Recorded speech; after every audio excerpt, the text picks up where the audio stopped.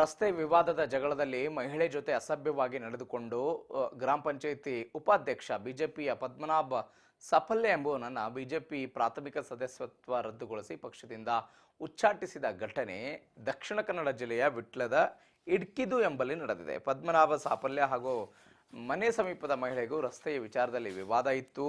ಮಹಿಳೆ ಮನೆಗೆ ತೆರಳುತ್ತಾ ಇದ್ದಂತ ವೇಳೆ ಇಡ್ತಿದು ಗ್ರಾಮ ಪಂಚಾಯತ್ ಉಪಾಧ್ಯಕ್ಷ ಪದ್ಮನಾಭ ಸಾಫಲ್ಯ ಮನೆ ದಾರಿಗೆ ಗೇಟ್ ಅಳವಡಿಸಿದ್ದ. ಇದನ್ನು ಪ್ರಶ್ನಿಸಿದ ಮಹಿಳೆ ಜೊತೆ ಅಸಭ್ಯವಾಗಿ ವರ್ತಿಸಿದ್ದ ಈ ಪದ್ಮನಾಭ. ಈ ಸಂಬಂಧ ಮಹಿಳೆ ಪದ್ಮನಾಭ ಸಾಫಲ್ಯ ವಿರುದ್ಧ ವಿಟ್ಲ ಪೊಲೀಸ್ ಠಾಣೆಯಲ್ಲಿ ಪ್ರಕರಣವನ್ನು ದಾಖಲಿಸಿದ್ದಾರೆ. ದೂರು ದಾಖಲಾಗ್ತಾ ಇದ್ದಂತೆ ಪದ್ಮನಾಭ ಸಾಫಲ್ಯ ಅವರನ್ನ ಬಿಜೆಪಿ ಪ್ರಾಥಮಿಕ ಸದಸ್ಯತ್ವ ರದ್ದುಗೊಳಿಸಿ ಪಕ್ಷದಿಂದ ಉಚ್ಚಾಟನೆ ಮಾಡಲಾಗಿದೆ.